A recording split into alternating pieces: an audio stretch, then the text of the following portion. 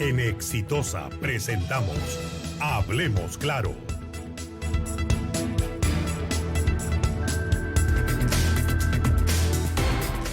Estamos en guerra, señores, y eso es algo que no debería salir de nuestras cabezas. ¿Qué es lo que tenemos al frente? Una guerra. Es la guerra entre la corrupción y la impunidad. En el Perú se ha montado en las últimas décadas el más grande sistema de corrupción de nuestra historia, una historia ya atravesada desde sus inicios republicanos por la corrupción, pero lo que hemos vivido en los últimos años simplemente no tiene precedentes. Presidentes, ministros, congresistas, alcaldes, gobernadores regionales, fiscales y jueces que en vez de cuidar el interés nacional protegían a los corruptos, estudios de abogados dedicados a servir los intereses de esta gente, fraguando contratos absolutamente perjudiciales para el país, todo un aparato de medios para sostener este sistema de corrupción. Eso es lo que tenemos al frente. Y lo peor es que tenemos una costra de beneficiarios de esta corrupción que se resisten a aceptar la verdad pese a la confesión de Odebrecht. Ninguno de los líderes, ni empresariales ni políticos, se arrepiente, porque para empezar, los políticos son responsables, como su nombre lo indica, políticos, de que esta red haya progresado en sus narices y no hayan hecho nada, y no lo hacen porque eran parte del sistema de corrupción. Entonces la justicia tiene que ser implacable con esta gente que ahora reclama derechos, buenos tratos, buenos modales por parte de la justicia. ¿Y por qué no pensaron ellos en la gente, en los peruanos, en el daño que estaban causando a la salud, a la educación, a la infraestructura, a la seguridad, a la justicia, a todo aquello a que los peruanos tenemos derecho y que ellos nos lo robaron? Porque eso fue lo que hicieron, nos robaron eso. Nos robaron nuestra calidad de vida y la justicia tiene que ser implacable con ellos, porque, insisto, no tienen un ápice de arrepentimiento y están conspirando cada día, porque en el Perú no haya justicia cada día, cada minuto, y están enemigos de hace un año, ahora están juntos defendiendo los mismos intereses, juntos quieren que haya impunidad. Primero nos decían, jamás recibimos dinero para las campañas electorales. Ahora, ¿qué dicen? Que no es ilegal recibir ese tipo de dinero para la campaña electoral. Están todos conchavados en lo mismo. Y por eso es tan dura la labor de los fiscales anticorrupción. Están enfrentando un enorme, un gigantesco aparato demoledor de la justicia y un aparato que lo que defiende es la impunidad. Lo ha dicho Rafael Vélez en una entrevista al diario El País. Lo que están haciendo frente es a la más grande operación legal por la impunidad. Todos los estudios abogados, bueno, no todos, con algunas honrosas excepciones, están defendiendo en este momento empresarios y políticos corruptos. Y no hay que perder la perspectiva, señores. Esto es una guerra y la ganamos nosotros con los métodos que nos proporciona la justicia. O van a venir otros que dicen que esto no tiene arreglo y que la única manera de salvar este país es poner en el paredón a quienes supuestamente lo merecen e incendiar el país.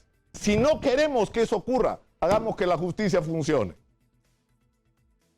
Muy buenos días, don Hola, Manuel Nicolás, Rosas. ¿qué tal? Buenos días. Te extraño, Manuel, los sábados, caracho. Y este sábado, sobre todo. Arrancamos la semana informativa. Mira, a mí me parece tan pedagógico lo que está ocurriendo, me parece extraordinariamente pedagógico, de algo que hemos venido diciendo muchísimo tiempo.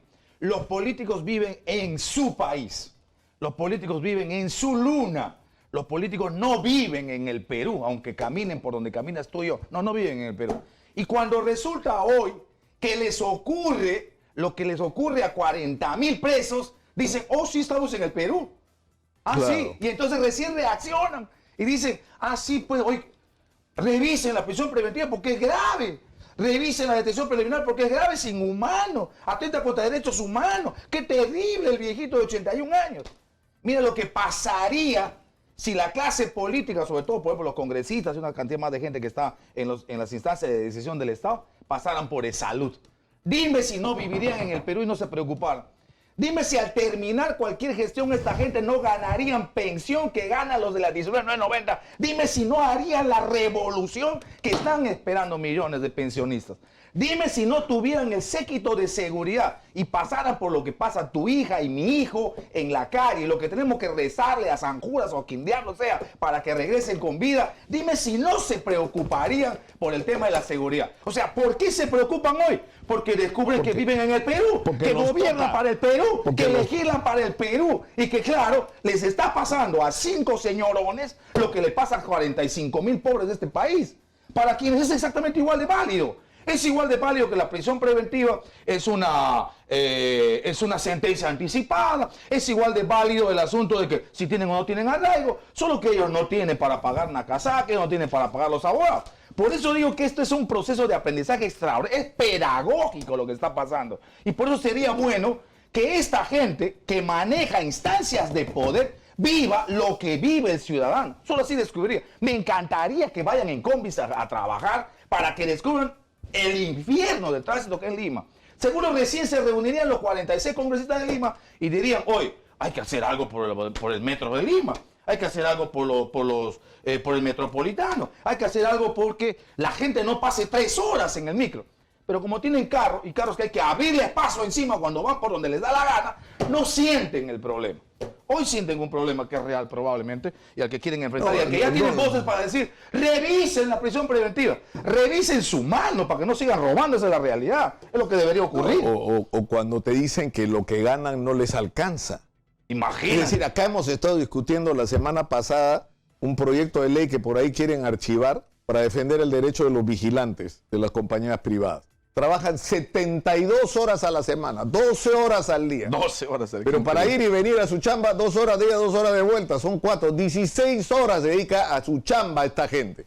¿Y ganan cuánto? Y trabajan 72 horas porque le pagan el mínimo vital y con eso no vive nadie en el Perú. Entonces, para ganar 1.400, 1.500 soles tienen que matarse trabajando. Así. Y son jóvenes, ¿ah?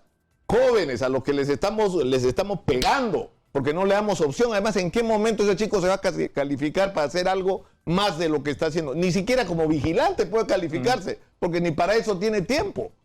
Entonces, pero esta gente no piensa en eso, pues. O sea, es una casta privilegiada que se protege a sí misma. Ahora, hay algunos argumentos que pueden ser atendibles. A ver, PPK tiene 81 años. La prisión preventiva es una muerte anticipada. PPK no va a soportar. Ok. La vida es el principal derecho, ok. La salud es el segundo derecho implicado directamente en el derecho a la vida. Perfecto. Pero es un criterio del juez. Y para eso el fiscal incluso suspendió el tema de su pedido para pasar por la evaluación médica. ¿Por qué no es lo que te parece a ti? O sea, no porque tú eres su hija, por supuesto que sabes lo que vamos a decir. No porque tú eres su cercano amigo, porque eres su abogado, o porque yo soy periodista puedo decir lo contrario. Es el médico el que tiene que señalar. Claro, porque... Y ha habido una evaluación médica que ha señalado, sí, pues, no es un hombre que tenga 45 años, ni 50 años, ni esté, por supuesto, muy bien, pero no necesita. Pero además hay un asunto... el trato que se le está pidiendo. Claro, pero hay un tema que se olvida, Manuel, que es que esta condición médica de Pedro Pablo Kuczynski es una condición con la cual él fue a la presidencia.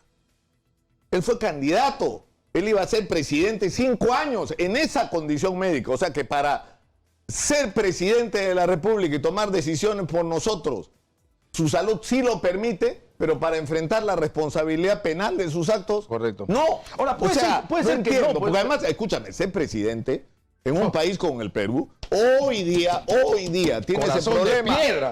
Tiene ese problema de la crisis generada por las comunidades nativas en la Amazonía. Tiene la crisis de los cocaleros. Tangabanca. Tiene la crisis de Chalhuahuacho y del proyecto Las Bambas. Tienes la crisis de inseguridad. Tienes una crisis política por el suicidio de Alan García. O sea, ¿para eso sí estaba preparado el corazón de Pedro Pablo Kuczynski? O sea, sí, suena duro lo que estoy diciendo, pero digamos en el extremo. Oye, pero quizás se puso mal. Ah, perfecto.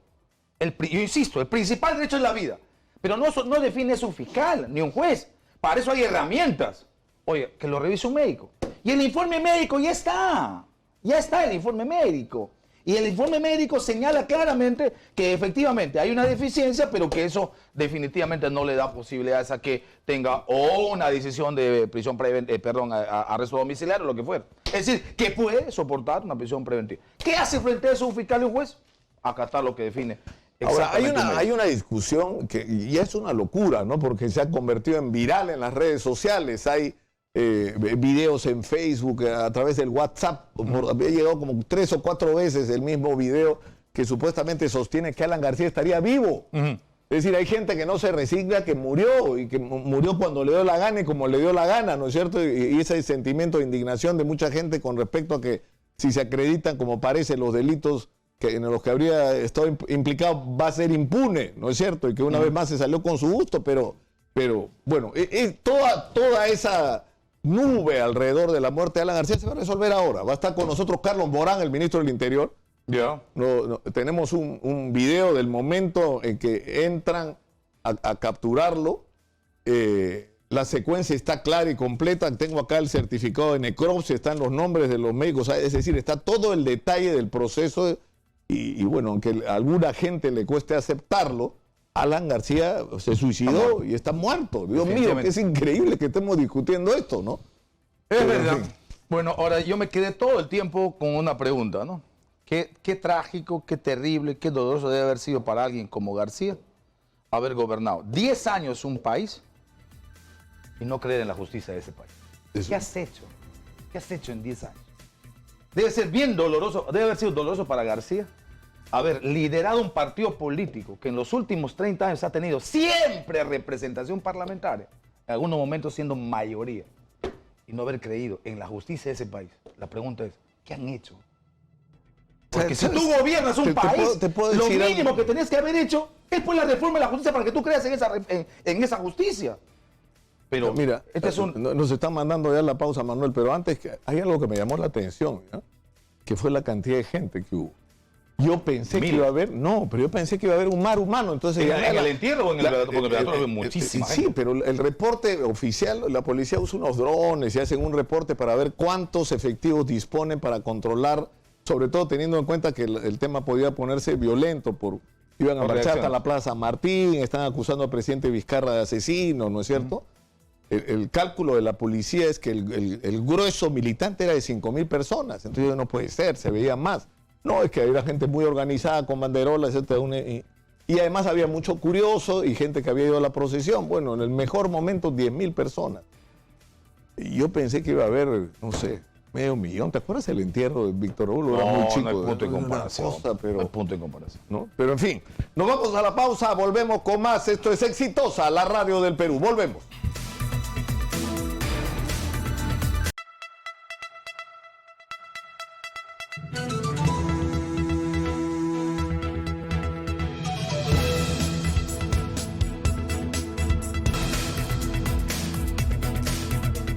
Estamos en Exitosa, la radio del Perú, y estamos en la línea con Graciela Villasís, periodista del diario El Comercio, que ha seguido el caso Odebrecht, el caso Lavajato desde sus inicios. Y estás en Curitiba. Graciela, ¿te has mudado ya para Curitiba todavía? Sí, buenos días, Nicolás, buenos días, Manuel. Sí, acá estoy en Curitiba, ya estamos varios periodistas acá y también un grupo de fiscales, ¿no? Sí, ya estamos todos listos. ¿Qué es lo que se espera? Porque te imaginarás la expectativa que hay por lo que vaya a decir o no el señor Jorge Barata el día de hoy. Bueno, yo creo que hay un compromiso de parte de la empresa, ¿no? De decir la verdad. Yo creo que los fiscales, según como hemos podido verlos ayer, están tranquilos, están bastante esperanzados de que Barata diga la verdad. Además, no puede mentir.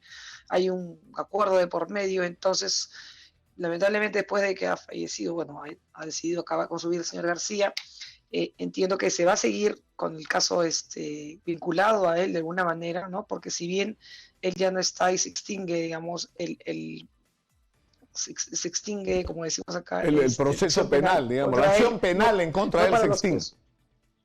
¿Aló? Sí, que la acción penal en contra de García se extingue, pero sí, no se detiene la investigación porque, ¿no? Claro.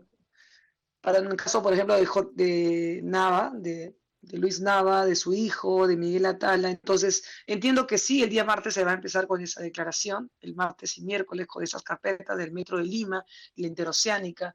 Entonces, sí va a haber información que creo que en este momento es muy importante, ¿no? Para poder deslindar algunas versiones que se han señalado sobre, bueno, la inocencia o culpabilidad. Graciela, Manuel Rosas me llamaba la atención esta mañana, hace un rato, sobre la publicación que hizo César Hildebrand en sus 13, en el sentido de que la identificación de Chalán como Nava, ¿no es cierto, Manuel? La había dado el propio Barata. Sería versión de Barata. Eso no me queda claro, Graciela. Es decir, ¿de dónde sale este asunto de Chalán y de Bandido? ¿Cómo nace? ¿Es una iniciativa así propia de la empresa? Porque la versión de Hildebrand y de algunos medios señala que es a pedido o a recuerdo o en todo caso a expresión del mismísimo Jorge Barata, esa identificación de los codinomes. ¿Qué sabes? Así es, así es. Es a pedido de Jorge Barata. Además, la empresa no puede llegar a estas, digamos, transferencias y a estos codinomes si el ejecutivo más importante del país los pone, ¿no? Es decir, entiendo que fue así, ¿no? Que la empresa, a raíz del acuerdo que tiene con la Fiscalía Peruana, le dice al investigado principal, en este caso al señor Barata, que les dé la ruta del dinero, ¿no? Cómo llegar a él, y les da los codinomes, ¿no? De tal persona es Chalán, tal persona es Bandido. Ellos solicitan esta información a la Fiscalía de Brasil, que tiene bajo custodia el servidor, recogen esta información y se la derivan a la Fiscalía Peruana. Y además existe algún documento, me imagino que estos días van a hacerse públicos, no sé si se harán públicos, pero van a ser entregados más de 1000 documentos en los que se van a acreditar los nombres, ¿no? Los codenames de Chalán, digamos, Chalán es igual a Luis Nava, Bandido es igual a José Antonio Nava Mendiola. Ahora, sí, yo sé que no es un invento periodístico. Ahora, Barata tiene una cantidad inmensa de preguntas que responder, pero en lo que se refiere al caso de Alan García, tiene que responder la aclaración sobre el tema de la conferencia en Sao Paulo, ¿no es cierto? Tiene que responder el aporte a la campaña, pero tiene que responder además si entre los destinatarios de los pagos ilegales que se hicieron, por ejemplo, en el caso del tren, aparece él. Es decir, esa respuesta la vamos a tener en las próximas horas.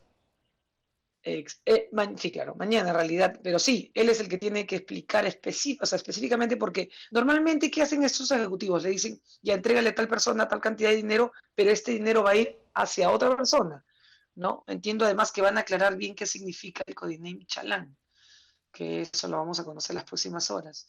O sea, lo que hay hasta ahora, Graciela, es solamente hasta Chalán, que sería Nava, solamente hasta Bandido, que sería José Antonio Nava, el hijo. ¿Hay alguna versión de Barata o de alguien que haya nombrado a García, o la posibilidad de nombrarlo recién la vamos a ver el día de mañana, cuando con total seguridad se plantee la pregunta si el destinatario final de Bandido o de Chalán o del propio Atala terminaba siendo García, ¿no? Eso es lo que van a decir. Eso es lo que esperamos, o lo que ha trascendido, que él diría, ¿no? Claro, pero es decir, yo he escuchado en estos días, conversando con una serie de gente involucrada en el proceso, que la referencia a Chalán podría ser una referencia más bien genérica, es decir, todo aquello destinado a una persona que podría ser Alan García estaba bajo esa cobertura de Chalán, y que el principal intermediario de esas operaciones era Luis Nava. Así es.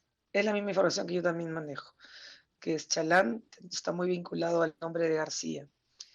Y no te puedo dar detalles porque aún tengo que confirmarlos, pero sí hay una información interesante que también hemos conversado con los brasileños, ¿no? Sino que, bueno, entenderás que no puedo publicar algo que no me consta al 100% hasta que Claro no lo diga sí. Barata, ¿no? Queda siempre la expectativa, ¿no? También algo importante que esta semana es determinante en el caso de Susana Villarán, porque ahí sí va a haber, ya digamos, el cierre de lo que faltaba en el caso de Susana Villarán, ¿no? ¿Qué falta con Susana Villarán? ¿Hacia dónde se orientaría, teniendo en cuenta que, según el propio fiscal Vela, lo que él ha dicho es que respecto a Susana hay la mayor cantidad de pruebas? Probablemente es uno de los casos en los que más se ha avanzado, por eso es que no se entiende cómo el fiscal anterior, porque no fue este equipo, solicitó solamente un tema de comparecencia restringida. ¿Qué faltaría en el tema de Susana? Lo que pasa es que en el Perú lo que se vio de Barata, la declaración que dio sobre Susana Villarán, no se la dio a autoridades peruanas, ¿no? Lo que vemos ese video que sacó IDL.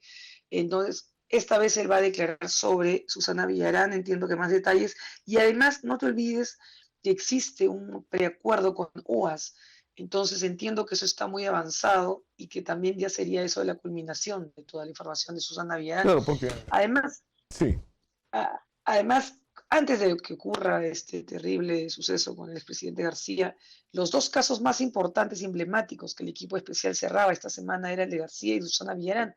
¿Por qué? Porque si bien es cierto, los fiscales tenían, a ver, por ejemplo, la fiscal Joana Mori tenía el caso Atala, el fiscal Castellanos tenía el caso de Nava, el fiscal José Domingo Pérez tenía el caso del metro, ¿no? Y de Interoceánica. Entonces estaban muy dispersos y lo que se buscaba, o lo que buscó el coordinador de lavativos, Rafael Vela, era que todos estos casos se unan, ¿no? Se unifiquen para que un fiscal pueda cerrar. Igual fue en el caso de perdón, Susana Villarán, ¿no?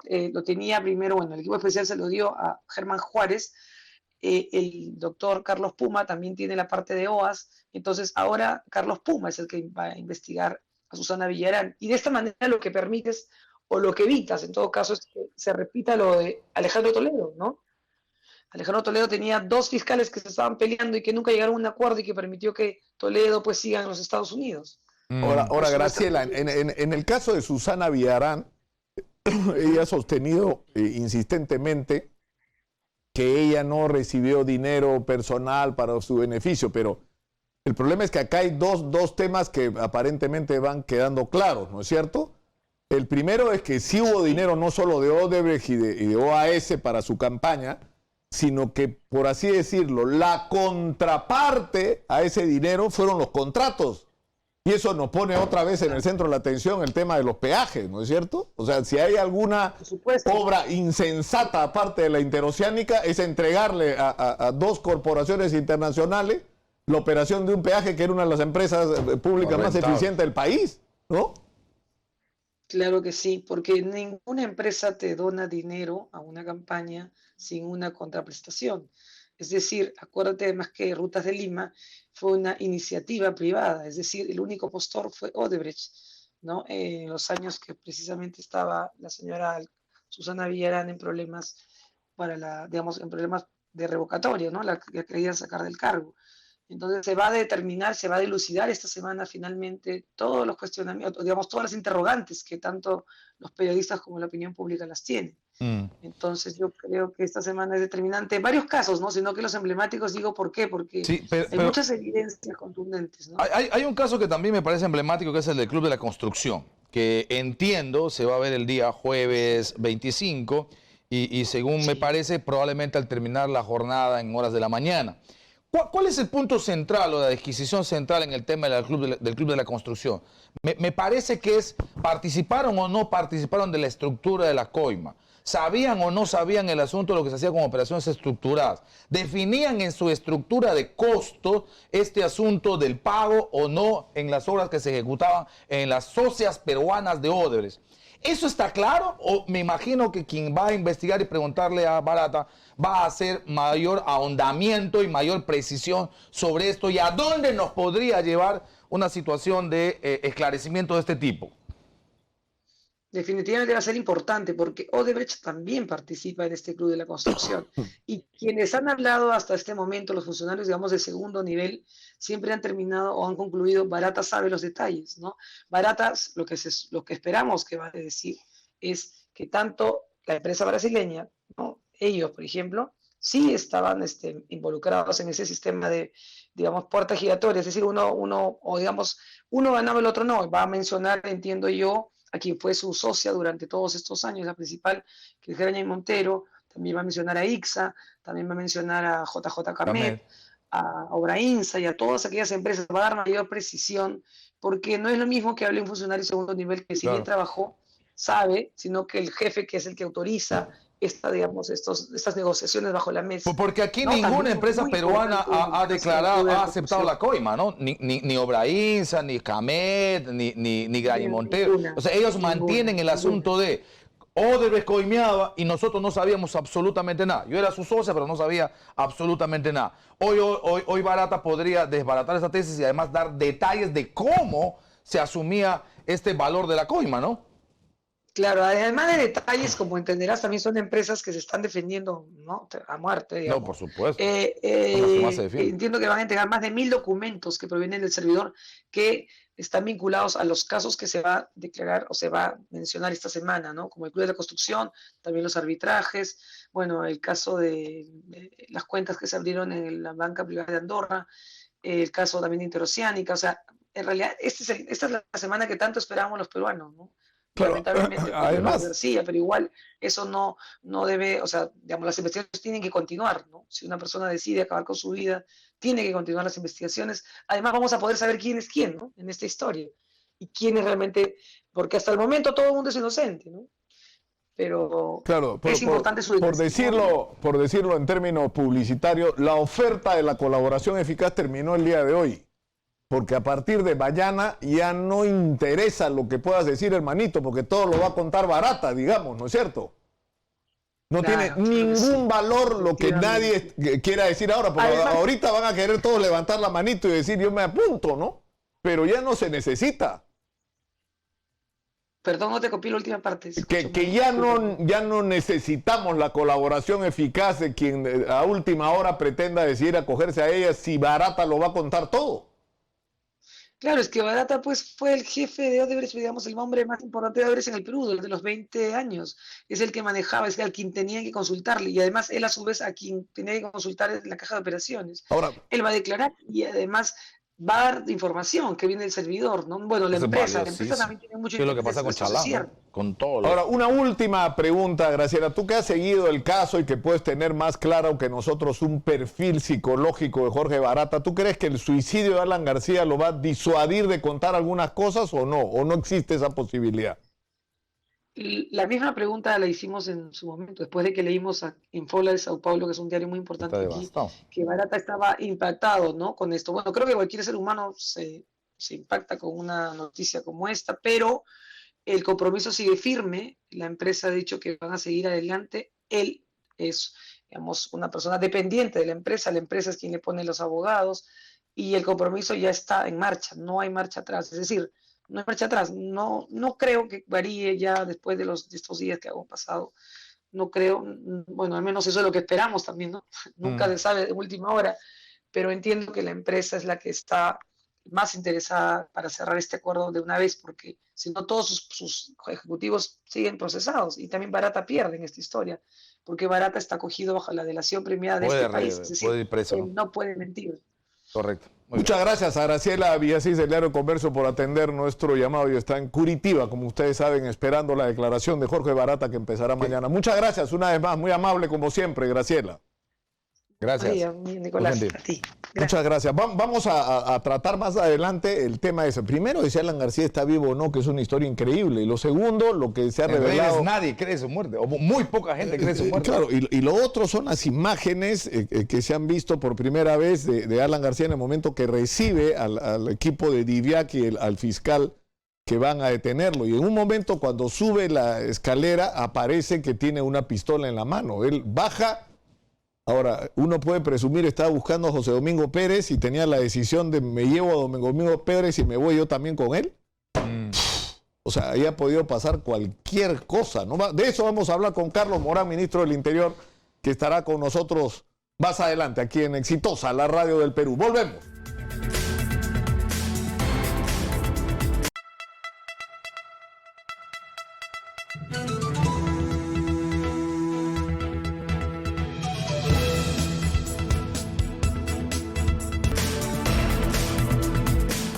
Ayer en rueda de prensa, las hijas de Pedro Pablo Kuczynski han, emitido un comunicado, un pronunciamiento, han hablado de su padre, han defendido, como es lógico, a su padre, pero además junto a las hijas ha estado el hermano de Pedro Pablo Kuczynski. Vamos a ver este video de lo que han señalado las hijas, las herederas de Pedro Pablo Kuczynski en relación a su estado de salud, a la prisión preventiva y a lo que según ellas podría ocurrir con el expresidente. Adelante.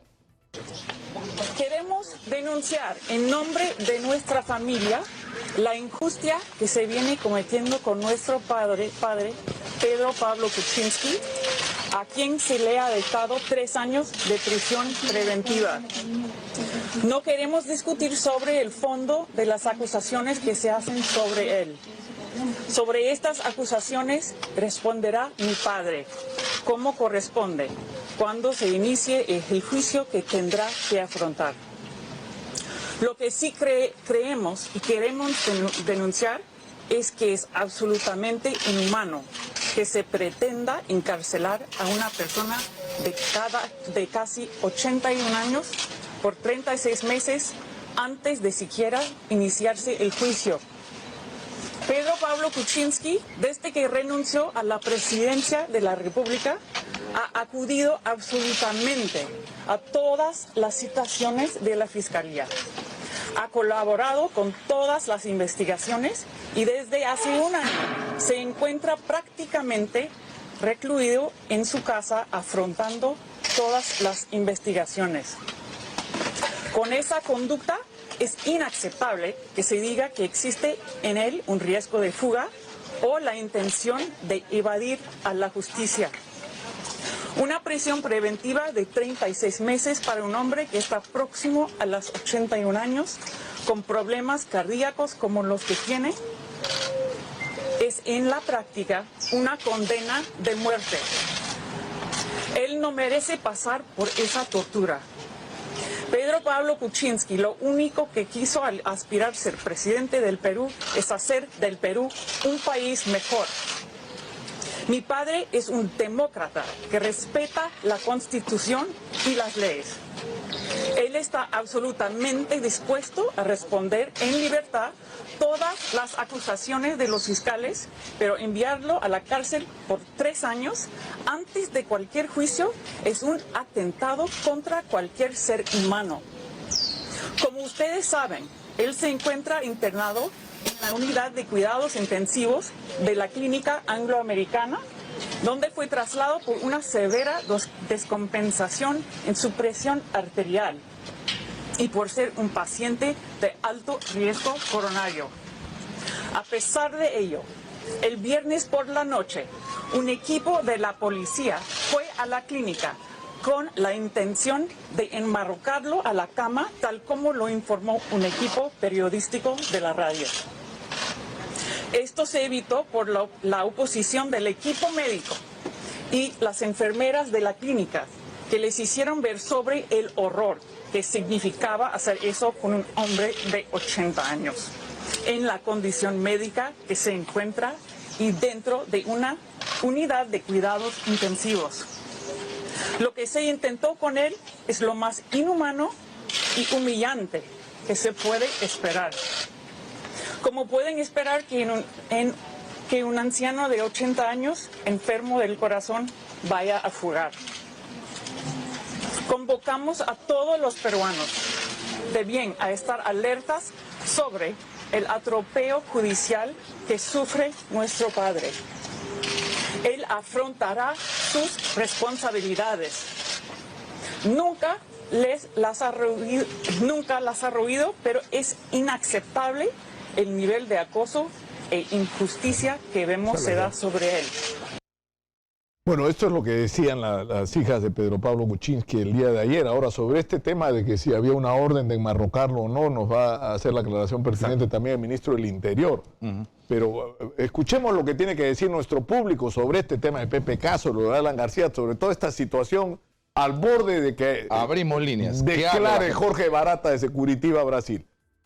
251-9422-467-4499. Esa es la diferencia exitosa. Habla la gente. Hola, buenos días. Buenos días. Aló, buenos días. Sí, adelante, muy buenos días, lo escuchamos. Luis Enrique de Lima. Adelante. Sí, acá todo el mundo ya empieza a victimizarse. A los corruptos de cuello y corbata manifiestan por el viejito que tiene más de 80 años, que me da pena que esté, digamos, con una orden de prisión preventiva. Pero, sin embargo, a mí, sinceramente, me da pena los miles de niños pobres y desnutridos que hay en el Perú. Asimismo, también me da pena los miles de jubilados que viven con su sueldo de muerte. Me dan pena las mujeres y niñas violadas que hay en el Perú. Me dan pena los deshonestos a los cuales la SUNAT, por ejemplo, cierra los pequeños negocios, ellos son los que me dan pena. No me dan pena, digamos, los millonarios corruptos, ¿no? Quienes ahora están a un punto, digamos, con un pie adentro de la cárcel. Sinceramente, ahora es cuando más debemos de apoyar a los jueces y fiscales para limpiar toda esta podredumbre que hay en el Perú. Muchas gracias. Gracias. Bien duro, ¿no? Bien duro. Tenemos más llamadas de nuestro público en la línea. Adelante, por favor, escuchamos. Muy buenos días. Aló, buenos días. Los Ay. felicito a usted, Nicolás Lucar y Manuel Roda, porque todos son los verdaderos periodistas que el Perú necesita. Lamentablemente, esto va a seguir igual. Toda la corrupción nace de arriba, de los grandes grupos de poder económico que prácticamente hunden al país en una crisis económica. Prácticamente estamos endeudados. Nadie habla de la deuda externa. Es lamentable que el Club de la Construcción siga participando. Hay fiscales, jueces que también están a favor de defender a los estos corruptos de las empresas transnacionales que van a seguir haciendo de la suya, los famosos peajes. Nadie va para eso. Y el Congreso que fiscaliza siempre ha pasado durante los 20 años, ellos deberían fiscalizar las famosas adendas, las famosas licitaciones que todos los gobiernos hacen. Lamentablemente, ojalá que este país cambie. Una vez más, los felicito como verdaderos patriotas que defienden a la nación. No, muchas gracias por su palabra. Tenemos más llamadas del público en la línea. Estamos en el 251-9422 y en el 467-4499. Aló. Buenos días, señor Nicolás. Adelante. Buenos días. Es una lástima que sinceramente ningún gobierno ha visto la necesidad de la gente pobre. La gente pobre necesita, sinceramente. Imagínense que ahorita le van a dar pensión a los hijos de Alan García, que no tienen nada que ver ya, señor, con la política. Pero sinceramente da lástima que gente que verdaderamente lo necesita. Imagínense que no hay trabajo para los jóvenes, no hay seguridad para el pueblo. ¿Y qué se invierte la plata? Todos estos políticos que están, sinceramente, desde el año 80 hasta ahorita vienen robando, señor, y hasta ahorita no hay ninguna detención, no hay nada.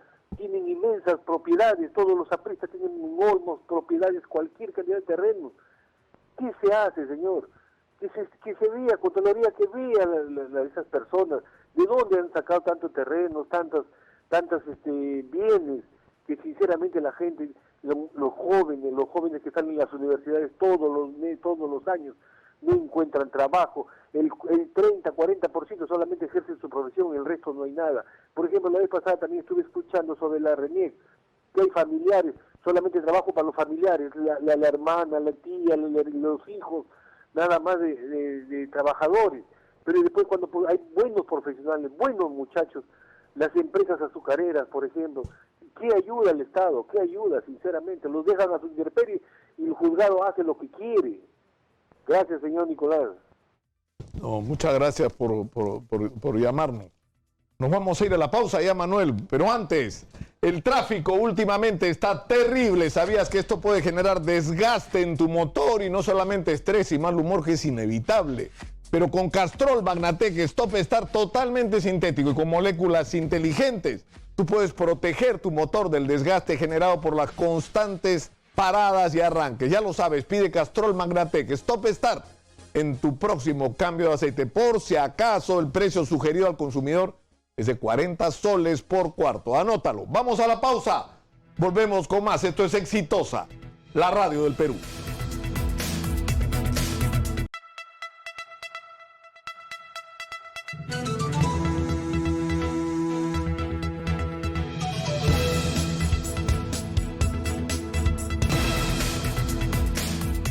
Estamos en Exitosa, la radio del Perú, y está en la línea el señor Walter Gutiérrez, defensor del pueblo. Muy buenos días, defensor. Nicolás, buenos días, encantado de saludarlo. Hay toda una controversia en este momento sobre el tema de si las prisiones preventivas, las detenciones preliminares son excesos, ¿no? Y que si están abusando los fiscales y jueces de este tipo de mecanismo. ¿Cuál es el juicio que tiene usted sobre esto en esta circunstancia tan trágica como el suicidio de Alan García? Bueno, lo que hemos mencionado ya con antelación, y aprovecho la entrevista para reiterar, es que los mecanismos, los medios que se utilizan en la justicia contaminan el propósito o el fin mismo de la justicia. Ya el Tribunal Constitucional ha señalado que en un sistema democrático no existen zonas exentas de control. Los fiscales y los jueces también deben estar sujetos a control en el ejercicio de su poder. Por lo tanto, no es posible que se utilice de un modo descontrolado un mecanismo que afecta un derecho fundamental como es la libertad. Y digo descontrolado, en primer lugar, porque el Tribunal Constitucional ha señalado cuáles son los estándares que tienen que hacerse. Esta es una medida que se utiliza excepcionalmente, no como regla. Y desafortunadamente estamos viendo que se ha extendido demasiado, y además también ha señalado que esto tiene que hacerse de manera gradual. Es decir, toma usted medidas menos restrictivas hasta las más restrictivas. Y también estamos viendo que lo primero que se piden son 36 meses. Se hacen requerimientos para detenciones preliminares, pero inmediatamente se piden detenciones por 36 meses, sin que haya una fundamentación, por lo menos por las resoluciones que he revisado, suficientemente consistentes.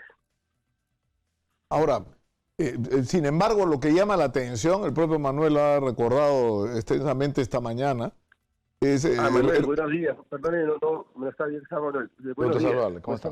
O sea, resulta que ahora nuestros políticos y nuestros líderes empresariales descubren que existe la prisión preventiva y la consideran un abuso, y hay una cantidad inmensa de presos en el Perú que son objeto de este tipo de medidas y nadie se acordó de ellos nunca. Bueno, gracias por hacerme esa acotación, Nicolás, porque nosotros desde el primer momento, en cada oportunidad que hemos salido, y no ahora, sino hace 2 años y pico que yo estoy en la Defensoría del Pueblo, hemos señalado eso, que nosotros nos pronunciamos por una realidad. Hay 91.000 personas privadas de libertad, 36.000 no tienen sentencia, y la gran mayoría tiene prisión preventiva, y muchos de ellos, miles, tienen están en situación de presos y ni siquiera se les ha abierto proceso. Esa es una realidad.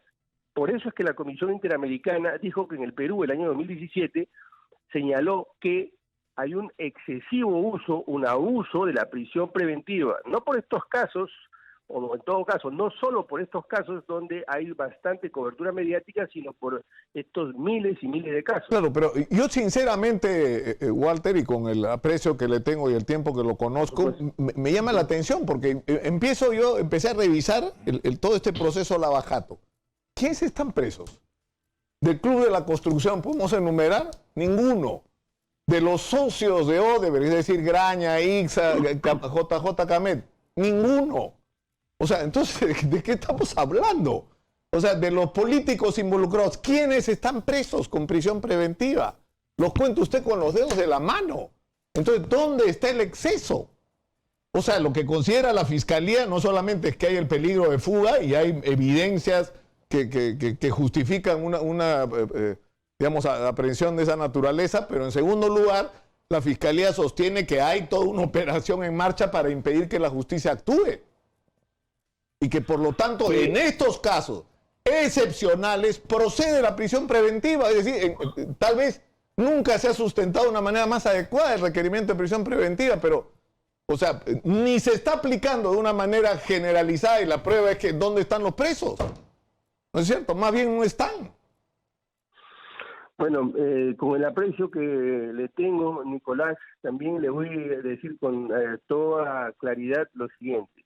Nosotros nos hemos pronunciado, y puede usted ver los registros, desde el inicio de nuestra gestión. Es más, si no me equivoco, mi gestión debuta justamente con un pronunciamiento en esa línea, respecto a las 91.000, o en ese momento eran 80 y tantos mil presos, y los cerca de 30.000 en ese momento detenidos con prisión preventiva. De manera que sí nos hemos pronunciado sobre este exceso, y ratifico que es un exceso. Yo no me pronuncio por tal o cual caso puntualmente, me pronuncio por una realidad en general. Dudo que la Comisión Interamericana haya previsto que esta situación iba a pasar, y se pronunció el año 2017 17. Y también dudo de lo mismo respecto al Tribunal Constitucional que se esté pronunciando puntualmente por uno u otro caso, sea empresario, político o cualquier capacidad de poder que tenga. Pero vivir en democracia, Nicolás, implica ser severos, apoyar la lucha contra la corrupción sin cuartel, que todo aquel que haya cometido un delito lo pague, pero necesitamos también respetar los derechos, porque eso es lo que nos hace diferentes, eso es lo que nos hace distintos respecto de otros sistemas. Pero en estos casos que estamos viendo, ¿no se están respetando los derechos, señor defensor? Lo que yo estoy viendo, Manuel, es que una constante, no en este, sino en prácticamente el 99% de los casos, hablemos de una persona que no tiene el privilegio de tener los reflectores mediáticos, usted va a ver que la motivación es prácticamente cero, que la gradualidad es cero, que la razonabilidad es cero, que la proporcionalidad es cero. Y existen 6.000 fiscales y 3.000 jueces. No pueden haber 9.000 interpretaciones de la ley. Quienes interpretan la ley a nivel de cierre constitucional es el Tribunal Constitucional y son vinculantes. Si no, esto sería un laberinto jurídico del que nadie podría tener seguridad jurídica. O sea, lo que se apelaría es a darle criterio, uniformidad, de alguna manera estandarizar el recurso, aunque eso ya, digamos, lo habría hecho hace rato el Tribunal Constitucional en el caso específico Ollanta y Nadine. Sin embargo, tenemos ese asunto del criterio del juez que probablemente, digamos, tenga esas variaciones. Pero además encuentro otra dificultad. Y es que frente a estos casos que son emblemáticos, que son grandes, que son muy sensibles frente a la población, yo entiendo que el Ministerio Público tiene también un verduguillo en la yugular y está referido a varios casos que han ocurrido antes. O sea, ¿cómo hacer para que no me ocurra lo de Orellana, lo de Belaún del Ocio, lo de Toledo, lo de Nostroza, lo de Félix Moreno, lo de Salazar, lo de Mariela Huerta, lo de Chao, lo de García antes de fallecer lamentablemente en el tema de Uruguay? Es decir, si hacemos una relación, y estos casos, cuando ocurren estas fugas, no permiten el avance de los casos, y terminan colgados, y terminan sin investigarse, y nos pasamos una vida eterna sin poder llegar a la verdad. Entonces, yo me imagino que aprendiendo un poco de la historia, insisto, casos concretísimos, Orellana y Belaún del Ocio, para que esto no ocurra, nuestras fronteras son una coladera, dictar un impedimento de salida del país, la verdad es que si PPK lo cumple, porque debe ser por decisión y por voluntad propia, porque si quisiera irse o se hubiera ido antes, se hubiera ido por cualquiera de los 4 puntos cardinales de este país. ¿Cómo hacer para que no ocurra esto, de que no tomas las medidas y resulta que se te cae el caso y al final no avanzas porque se te fue el principal implicado? Bueno, quiero decir varias cosas respecto a lo que usted me dice, Manuel. En primer lugar, la justicia no puede actuar reactivamente, es decir, reacciona frente a una situación y por eso es que me pongo muy severo. Eso en primer lugar. Además, los dos ejemplos que se me pone, Orellana y Belaún del Ocio, hoy están purgando cárcel, sí, claro, uno todavía en prisión preventiva y el otro ya tiene una sentencia, porque ya en un mundo globalizado usted se condena a ser un paria y más temprano que tarde finalmente es detenido, procesado y sentenciado. Y por eso usted no necesariamente va a afectar a miles y miles de personas como lo estaría afectando si comete excesos. Por otro lado, usted hace un momento ha dicho que los fiscales o los jueces tienen que tener su criterio, y es verdad, tiene usted toda la razón del mundo. Los jueces eventualmente pueden apartarse de los criterios, pero cada vez que lo hacen, tienen que motivar, justificar, dar razones. El derecho se basa en razones objetivas, no en opiniones. Está bien las opiniones, pero no solo puede tener opiniones, tiene que tener razones. Lo ha señalado la sala del juez San Martín, lo ha señalado el Tribunal Constitucional, lo ha señalado la Corte Interamericana.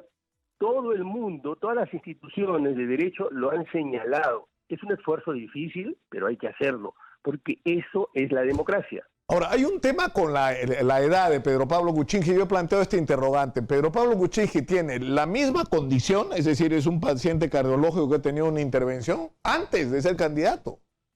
y sufre de presión arterial, ¿no es cierto? Como muchísimos peruanos, incluyéndome, ¿no es cierto? Y si uno tiene una medicación bajo control, pero sobre todo si uno sabe su condición, es decir, eso es lo que para mí no tiene lógica en el argumento de lo de PPK, ¿no es cierto? Si tú tenías esa condición y te lanzas a presidente y vas a gobernar 5 años, su mandato termina en el 2021, es decir, con el señor casi de 83 años. Entonces, sí estaba preparado, o sea, su condición sí le permitía ser presidente, pero no le permite enfrentar a la justicia. Es decir, no me parece coherente, ¿no? O sea, para ser presidente, mi salud sí está, sí me lo permite, pero para ir a una prisión preventiva, en una prisión especial, que es la DINOES, donde tiene acceso o sea, no va a estar en un hueco, o sea, es un ambiente cómodo que ya quisiera tener cualquier preso en el Perú y con acceso inmediato a cualquier atención médica cuando lo requiera. Bueno, Nicolás, le pido que me exonere de dar opiniones médicas. Sí, yo puedo hablar de derecho, de situaciones de carácter general en relación a los derechos fundamentales, pero opiniones médicas no me siento calificado. Y sé además que las cosas que estoy diciendo no necesariamente son populares, pero yo no he llegado a la Defensoría a ser popular, sino a decir las cosas en las pero defensor, sería muy popular si es que hacemos exactamente lo que usted está diciendo. Yo voy a subrayarlo y dígame si lo estoy subrayando bien. Si me estoy equivocando, dígalo sin ninguna complicación. O sea, la postura del defensor, leí ayer cuando usted decía que esto era populismo legal. No es por defensa de estos específicos casos emblemáticos donde hay 2 o 3 políticos que han tenido poder político y poder económico, sino en la visión global de casi 40.000 presos que están en los penales sin sentencia y muchísimos de ellos con prisión preventiva. De tal manera que si queremos revisar esas 2 instituciones, que se llama detención preliminar y prisión preventiva, hay que ponerle 40.000 rostros a este tema y no los 4 que son los que están metiendo bulla y por supuesto pagando a medio mundo para generar un nivel de sensibilidad que hace 2 meses no había. Creo que sería bueno que se subraye eso. ¿Le parece que es lo que podría resumir lo que usted está señalando?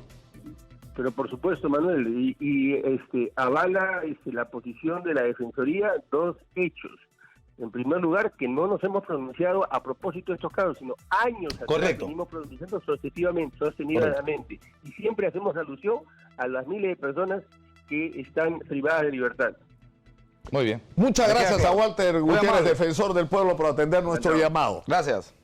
Y una vez más, Manuela, es un escándalo el exceso de la prisión preventiva. A ver, comencemos, pero en serio. Piense usted que señor o señora que está en su casa.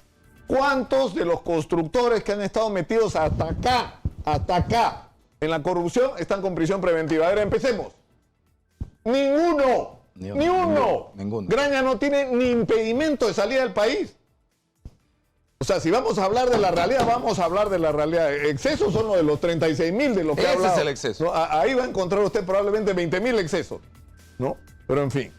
Antes de la pausa, en Caja Trujillo ponemos pilas a todos los emprendedores que quieren seguir progresando. Porque para seguir creciendo solo hacen falta 2 cosas, tu energía y muchas ganas. Ya sabes, solicita tu crédito al toque y ponle pilas a tu negocio. Ponte pilas y sigue creciendo con Caja Trujillo. La caja de los emprendedores pilas. Vamos a la pausa y regresamos con Carlos Morán, ministro del Interior, para aclarar de una vez por todas si Alan García está vivo o no. Es increíble la discusión, pero es decir, lo que se está discutiendo en la red. Y en segundo lugar, ¿qué pasó exactamente en el momento de su detención? Volvemos.